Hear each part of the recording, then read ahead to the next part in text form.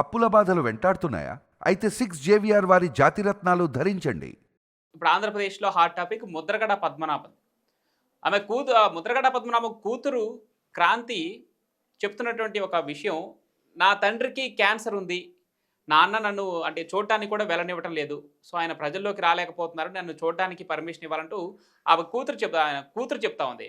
కానీ అతని నుంచి ఒక లేఖ విడుదలైంది. నాకెలాంటి క్యాన్సర్ లేదు. నేను రోజు ప్రజల్ని కలుస్తా ఉన్నానని చెప్పేసి. ఒకప్పుడు కాపు ఉద్యమ నేతగా వెలుగొందినటువంటి ముద్రగడ పద్మనాభం కుటుంబంలో ఈ చీలికని ఎలా చూస్తున్నారు? ఇప్పుడు ప్రెజెంట్‌గా ముద్రగడ పద్మనాభం వ్యవహారం పైన మీ కామెంట్ మేడం. సార్ ఆయన కాపుల్లో కులపెద్ద అనే బ్రాండ్ ఇప్పటికి అప్పటికి అంతే ఉంటది. ఆయన ఏదైనా ఒక చాదస్తం మీద వాళ్ళని తిట్టినా వీళ్ళని తిట్టినా ఊరు తప్పుగా అనుకోరండి. ఎందుకంటే సరైన వయసులో కష్టపడ్డాడు, ఉద్యమం చేశాడా, లేకపోతే అన్ని పార్టీల్లో పనిచేశాడా, కీలకంగా ఉన్నాడా, ఏమీ కోట్లేం వెనకేసుకోలేదండి. ఈ కులంలో పౌరుషాలు ఎక్కువ గాని కోట్లు వెనకేసుకోరండి. ఎప్పుడు నిజాయితీగా స్వచ్ఛందంగా అదేంటో కావలి కాస్తారు, కాపు కాస్తారు, ఉన్నవి పోగొట్టుకుంటారు, ఎకరాలు పోయినా నికరంగా ఉంటారే కానీ వాళ్ళు కోట్లు వెనకేసుకోవడం, స్కాములు చేయడం, జనాల్ని మోసం చేయడం, ఆ కులంలో అలవాటు లేని విద్య, కొత్తగా రమ్మన్నా రాని పరిస్థితి. ఇకపోతే ముద్రగడ గారి కూతురు, ముద్రగడ గారికి సంబంధించి అది కుటుంబ సమస్య. ఇప్పుడు రాజకీయంగా బయటకు వచ్చింది కాబట్టి ఆ అమ్మాయి ఒక అమ్మాయి ఉందని కూడా మాకు తెలియదండి అసలు. ఎప్పుడు గిరి బాలు అనే 2 పిల్లలు ఉండేవాళ్ళని, లేకపోతే ట్రైన్ తగలబెట్టినప్పుడు కేసులో, ఇంకో కేసులో వాళ్ళు వీళ్ళు అరెస్ట్ అయ్యారని కానీ తెలుసు. కానీ చాలా మంది అరెస్ట్ అయ్యారని తెలుసు. కానీ ఎప్పుడు కూతుర్ని అరెస్ట్ చేసిన దాఖలాలు కానీ, లేకపోతే కూతురు ఉద్యమంలో ఉన్న దాఖలాలు కానీ, సార్తో పాటు తిరిగిన దాఖలాలు కానీ ఎప్పుడు మేము చూడలేదు. అంటే బేసికల్ గా అండి, ఆ కులంలో ఉండే గుణం, కాపు కులంలో ఉండే గుణం, ఆడపిల్లలు ఎప్పుడు తెర మీదకి రారండి. చాలా రేరు. 100లో ఒకళ్ళు వస్తే ఎక్కువ. ఎందుకంటే మేము చేస్తాం కదా, ఏ కష్టాలైనా మేము పడతాం కదా, ఏ మాటలైనా మేము పడతాం కదా, మీరెందుకు వచ్చి బయటకు వచ్చి అలరయ్యేది, మీరెందుకు వచ్చి ప్రచారాలు చేసేది, మీరు ప్రచారం చేస్తేనే మేము గెలుస్తామా, మాకు తెలుసులే మేము ఎలా గెలవాలో, మీరేం అక్కర్లేదు, మీరు జాగ్రత్తగా ఉండండి, ఇంట్లో పిల్లల్ని చూసుకోండి, మీరు చదువుకోండి, పిల్లల్ని చదివించుకోండి, అంతవరకే, మీరు బయటకు వచ్చి ఈ రాజకీయాలు చేయాల్సిన పని లేదు అంటూ ఎప్పుడెప్పుడైనా సరే మీరు గమనించండి, ఎక్కడైనా సరే ఈ కులంలో 99% ఆడబిడ్డలు వెలుగులోకి రారు.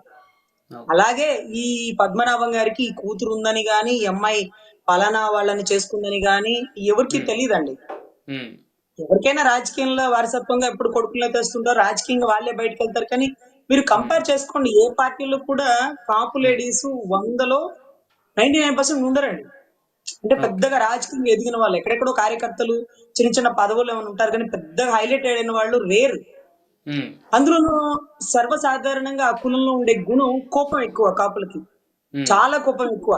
కూతుర్ని ఎలా అరుస్తారో భార్యను అలాగే అరుస్తారు, భార్యను ఎలాగ అరుస్తారో, కోపం చేసినా తప్పు పడినా ఎవరినైనా అలాగే అరుస్తారు వాళ్ళు. ఇప్పుడు ముద్రగడ గారికి కోపం వచ్చింది. నేను నా విషయం నేను మీ గురించి ప్రస్తావించలేదు కదా, మీరు ఎందుకు నా గురించి ప్రస్తావిస్తున్నారు అంటూ కోపంతో రగిలిపోతున్నారు. సో అక్కడ ఆయన గురించి ఏదైనా మాట్లాడాలన్నా మాకు కూడా భయం. ఎందుకంటే పెద్ద ఆయన గబుక్కున ఏమైనా అరిచేస్తారని. ఎప్పుడు అసలు పవన్ కళ్యాణ్ గారు స్లిప్ ఓవర్ మీరు చూడండి, ఆయన ఎన్ని మాట్లాడినారు. అవునవును. ఆ సినిమాలో రాజకీయం ఏం చేస్తాడు, నువ్వు జై చూద్దాం అని అన్నారా? ఆయన ఏమన్నా తిరగదిప్ప అన్నారా? ఎందుకంటే ఆయన అదే కులం, ఈయన అదే కులం, ఎవరి కోపాలు వాళ్ళకి తెలుసు కదా. ఆయనకి ఎందుకు కోపం వచ్చింది అంటే, నా ఇంటి ఆడబిడ్డను ఎందుకు బయటకు తెచ్చినారు మీరు, నేనేమన్నా మీ ఇంటి ఆడబిడ్డల గురించి మాట్లాడినానా అని ఆయన కోపం వచ్చింది. మేం తీసుకురాలేదయ్యా స్వామి, ఆ అమ్మాయి రాజకీయంలోకి రావాలని, లేకపోతే తనంతట తానే స్వయంగా సంఘీభావం తెలిపింది. కానీ మేమేదో వాళ్ళ ఇంటికి వెళ్ళి మేమెప్పుడు ఆడబిడ్డని తీసుకురాలేదు. అదే రకంగా మీకు ఎగస్ పార్టీగా కూడా ప్రచారానికి కూడా తిరగద్దమ్మా, అసలు మీ నాన్నగారికి ఎదురు మీరు వెళ్ళొద్దు, మీ నాన్నగారితో సక్రమంగా ఉండి మీ నాన్నగారిని స్వయంగా మీ ఇంటికి తీసుకెళ్లిన రోజునే నీకు రాజకీయంగా నేను అన్ని మంచి చెడు చూస్తాను తల్లి, మీ నాన్నగారికి నచ్చని పని, కోపం తెప్పించే పని నేను చేయను అని ఆయన మీడియా ముఖంగా, స్టేజ్ ముఖంగా చెప్పినారు. ఎందుకంటే ఎవరికి నచ్చదు సార్, ఓపెన్ స్టేట్మెంట్ ఎవరికి నచ్చదు అంతే. రాజకీయాల్లో ఇప్పుడు ఓపెన్ గా మాట్లాడుకుందాం. ఇప్పుడు నాగబాబు గారు తిరిగారు రాజకీయంగా ప్రచారానికి, వరుణ్ తేజ్ గారు వచ్చారు, రామ్ చరణ్ గారు వచ్చారు, వాళ్ళ ఇంట్లో ఆడపిల్లలు వచ్చినారా అండి? ఎవరు రారు సార్. ఇక్కడనే కాదు, మీరు you please compare to all the Kapu community sir. Um, ఇప్పుడు అదే అనుకుందాం, ఇప్పుడు వైసీపీలోనే అనుకుందాం, లేకపోతే టీడీపీలోనే అనుకుందాం, ఎక్కడైనా కులం కులం అదే కులమే కదా సార్, ఎక్కడైనా కాపులే కదా. ఎక్కడ కూడా వాళ్ళు ఉమ్, స్వతహాగా బయటకు వచ్చి ఆడవాళ్ళని ప్రచారానికి అలా తిప్పరు. అదొక గొప్ప గుణం అనుకోండి. ఉమ్, ఏ కష్టమైనా, ఏ ఎండైనా, ఏ వానైనా మేమే పడతాం, మీరు ఎందుకు కష్టపడేది, మేము చూసుకుంటాంలే, కష్టం అనిష్టమే మేమే పడతాం అనుకుంటారే కానీ ఈ ఉమ్, సహకారాలు తీసుకోరు వాళ్ళు, వాళ్ళకి అసలు నచ్చవు. ఉమ్, అదే గుణంలో ఇంకా మాకంటే పెద్ద ఆయన కాబట్టి ఇంకా ఎక్కువ చాదస్తూ ఉంటది. పోనీలే, ఉమ్, ఆడపిల్ల ముందుకు వచ్చింది, రాజకీయంగా ఎదగనీలే, కొడుకుతో సమానంగా కూతురే కదా అని ఆయన అలా అలా అనుకోరు. అలా అనుకునే పరిస్థితిలో కూడా ఆయన లేడు. అందులోనూ క్యాన్సర్ ఉంది, నా చిన్న కొడుకు చూడట్లేదు ఉమ్, అని నా గురించి చెప్తావా, నేను నీ గురించి మాట్లాడాను అది ఇదంటే ఆయన కోప్పడ్డం అంటే అది వారిద్దరి మధ్య ఉండేటటువంటి కుటుంబ గొడవలే. కానీ నేనేం చెప్తున్నా అంటే ఓవరాల్ గా కమ్యూనిటీ గురించి చెప్తున్నాను. ఉమ్, ఓవరాల్ ఎందుకంటే బేసికల్ గా నేను కూడా కాపు కమ్యూనిటీనే కాబట్టి నేను చెప్తున్నాను. ఎందుకంటే మాకు తెలుస్తుంది కదా, మాకు అవును, అవును, ఎంతో అవును. మందిని చూస్తుంటాం రాజకీయ నాయకులని. ఉమ్, నేను బయటకు వచ్చానంటేనే నేను నా వెనకాల ఎవరైనా ఉన్నారని చూసుకుంటా. నా ఉమ్, వెనకాల ఎప్పుడో బీసీ కాలంలో వంగ గీత గారు, అంతకుముందు శనక్కాయల అరుణ్ గారు, తర్వాత నాకెవరు ముందుగాని వెనక్కని ఎవరు కనపట్లా. ఉమ్, ఎవరెవరు నా కులంలో ఒక్కళ్ళన్నా రాజకీయంగా ఎదిగిన వాళ్ళు, నాకు తోడుగా గట్టిగా మాట్లాడిన వాళ్ళు ఉన్నారని ఎవరు లేరు సార్. ఉమ్, అందుకనే నాకు బాగా నమ్మకం అన్నమాట. ఎక్కడో మేము అలా అక్కడక్కడ వందలో ఒకళ్ళు బయటకు వచ్చి అదే చదువు, అదే సబ్జెక్టు, అదే వాయిస్ తో ఉన్నామే కానీ ఉమ్, ఎక్కువ రారండి. బయటికి ఎక్కువ రారు. వచ్చిన వాళ్ళకి అంత వాయిస్ ఉండదు. అంత వాయిస్ ఉన్న వాళ్ళని రారు, వచ్చినా తొక్కేస్తారు. ఉమ్. అంటే అంటే ముద్రగడ కూతురు అంటే చేసినటువంటి ప్రకటన చిన్న ప్రకటన కాదు. నా తండ్రికి క్యాన్సర్ ఉందని చెప్పడం చిన్న ప్రకటన కాదు. దాన్ని ఖండిస్తూ మళ్ళీ ముద్రగడ నుంచి ఒక లేఖ రిలీజ్ కావటం. ఇది ఇది ఎక్కడ కమ్యూనికేషన్ ప్రాబ్లమ్ అంటే ఎట్లైనా వాళ్ళిద్దరూ విడివిడిగా ఉంటున్నారు అది ఓకే. కానీ క్యాన్సర్ ఉందని ప్రకటించడం చిన్న ప్రకటన కాదు కదా మేడం. అఫ్ కోర్స్ సార్, అది అది నిజంగా అదే అనుకుంటున్నాము.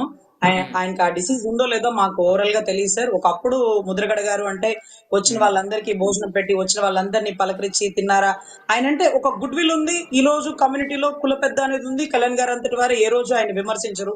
సో ఆయన కోపం వస్తుంది అని తండ్రి గురించి కూతురికే కదా సార్ బాగా తెలియాలా. ఈ మాట అవును, అంటే అవును ఆయన మేడం. కోపం వస్తుంది అంటే మీడియా హ్మ్. ముఖంగా ఈ స్టేట్మెంట్ ఇచ్చామంటే దీని హ్మ్. రియాక్షన్ ఎట్లా ఉంటుందో అందరికంటే ముందు ఆవిడకే తెలుసు. హ్మ్. సో దాని పర్యవసానికి సిద్ధమయ్యి ఆవిడ మాట అన్నారు. బట్ ఎందుకన్నారో ఇంకా వాళ్ళ వ్యక్తిగత విషయం సార్, అవి మనకు తెలియదు. హ్మ్. ఎనీవే ఎనీవే ఇలా రియాక్ట్ అవుతారని ఆవిడకి తెలిసి కూడా అన్నారంటే ఆ రియాక్షన్ కి సిద్ధమయ్యి ఆవిడ దానికి అంత ఓపెన్ గా ఒప్పుకునే అంటున్నారు కాబట్టి సో హ్మ్. దానికి ఏం జరుగుతుంది అనేది మనం కూడా చూడాలి సార్. ఎనీవే ఆయన బాగుండాలి, ఆరోగ్యంగా ఉండాలి, ఆ హ్మ్. కూతురుతో సన్నిహిత సంబంధాలు కలిగి ఉండాలి, కూతురు కూడా రాజకీయంగా ఎదగాలి. హ్మ్.